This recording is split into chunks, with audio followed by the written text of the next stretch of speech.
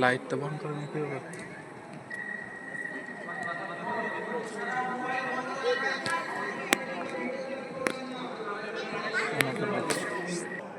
ले तो मोबाइल बंद कर। अरे तुम तो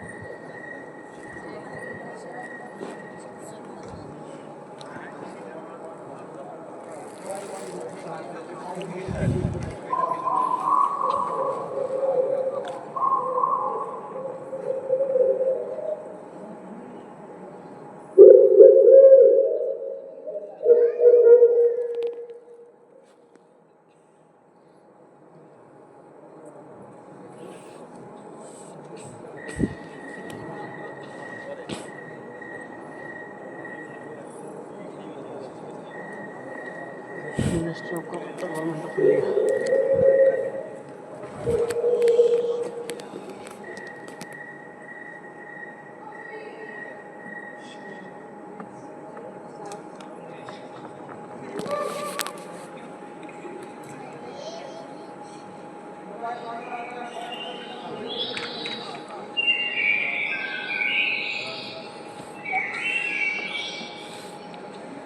मानव विकास के चित्रमान में आपका स्वागत है। कौन है हम? कैसे हुई हमारी उत्पत्ति?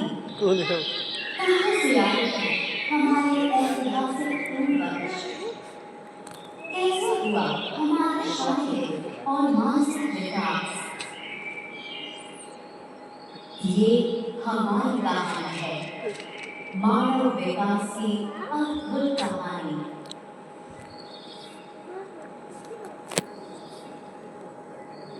जो आप अपने सामने देखिए वो धरती पर ह्यूमन एवोल्यूशन की कहानी के प्रमुख प्रसंगों का कलात्मक चित्रण है। कृपया 6 लाख वर्षों की अवधि में महत्वपूर्ण प्रसंगों को देखने के लिए चारों तरफ घूमें।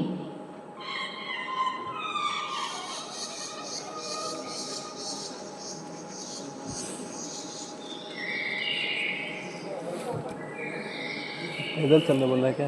चारों तरफ घूमना बोले वही होता आप है, कहीं आराम भी से देख बैठो। यहाँ से इतना आपको इधर दिखाई मिलेगा, फिर उधर उतना ही है, दो अलग।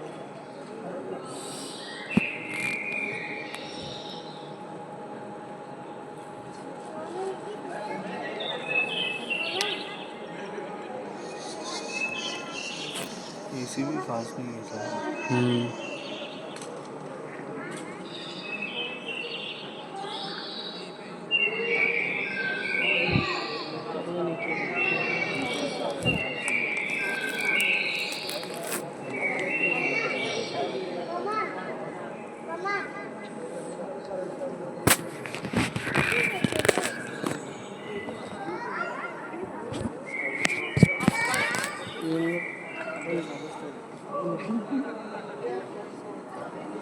होमियोस सेपियंस इतना चालू हो गया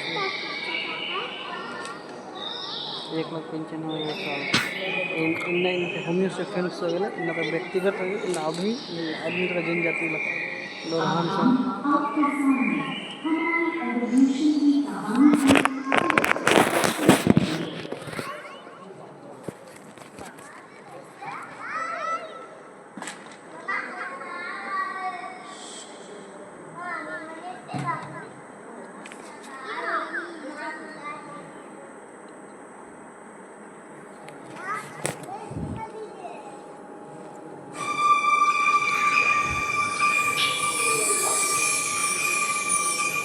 मानव जाति हमेशा अपने बारे में सवाल करती रही है। यही हमें अद्वितीय बनाता है। पिछले 150 सालों में हमने जाना कि हमारे अस्तित्व के राज हमारे पैरों तले हैं, जमीन में दफन आदिम उपकरणों और जीवाश्म हड्डियों में।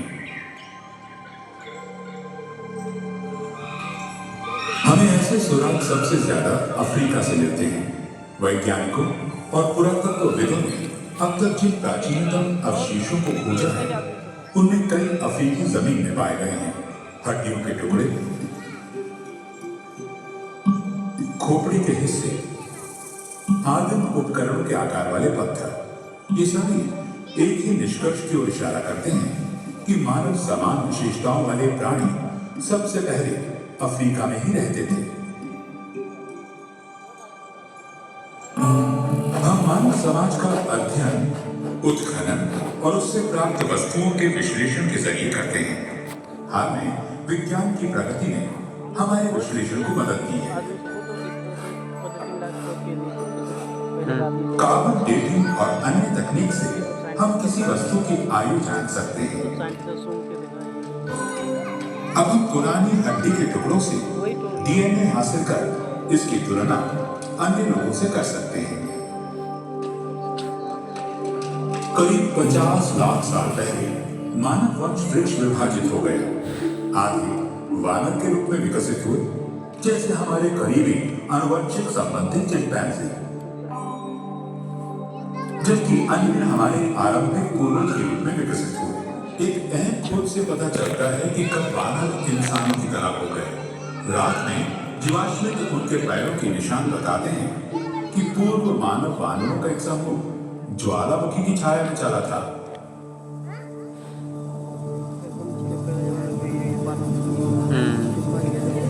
वो भी 2 पैरों पर।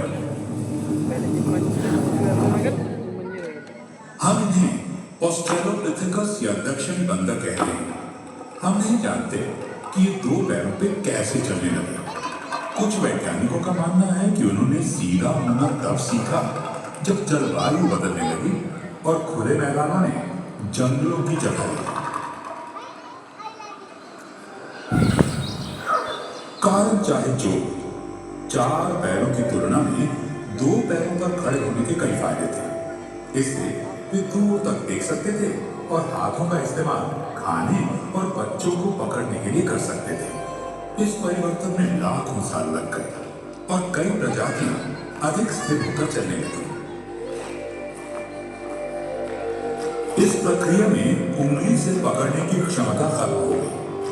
उनके निचले अंग पैर बन गए और ऊपरी अंग हाथ।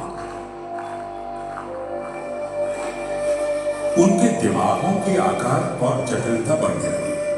वे बंदरों की क्षमता से परे जाकर सोचने लगे। शायद किसी आदि मानव ने यूं ही पत्थर से फली को मारा होगा और टूट गया हो, और जितनी बार उन्होंने ऐसा किया उनकी याददाश्त बढ़ती गई। कुछ समय बाद उन्होंने पत्थरों को ही तोड़ना शुरू किया और उन्हें नुकीला बनाया ताकि उनका इस्तेमाल फली तोड़ने के साथ साथ मांस काटने में भी हो सके। हम उन्हें होमो या मानव कहते हैं। उन्हें नए औजारों से अन्य जानवरों द्वारा छोड़े गए मांस को काटने में मदद मिली। मांस खाने से उन्हें अधिक प्रोटीन मिलने लगा। कुछ विशेषज्ञों का मानना है कि इस कारण उनके मस्तिष्क के आकार बढ़ गए। उनकी दादा बेशक कम रही होगी, मगर वे परिस्थितियों से अनुकूल होने में वानरों से अधिक सक्षम थे और वे अफ्रीकी जंगल वाले इलाकों से बाहर जाने लगे। आदि मानव को मांस की तलाश में वहां जाना पड़ता था जहां अन्य शिकारी थे। लगभग 20 लाख साल पहले होमो की एक नई प्रजाति उभरने लगी। होमो इरेक्टस सीधे खड़े होकर दूर तक चल सकते थे और इस प्रकार खतरों से भी बच सकते थे।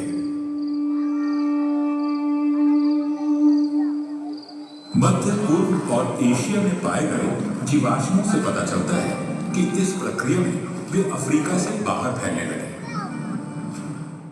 जैसे जैसे वे नई जगहों पर गए, उन्होंने नए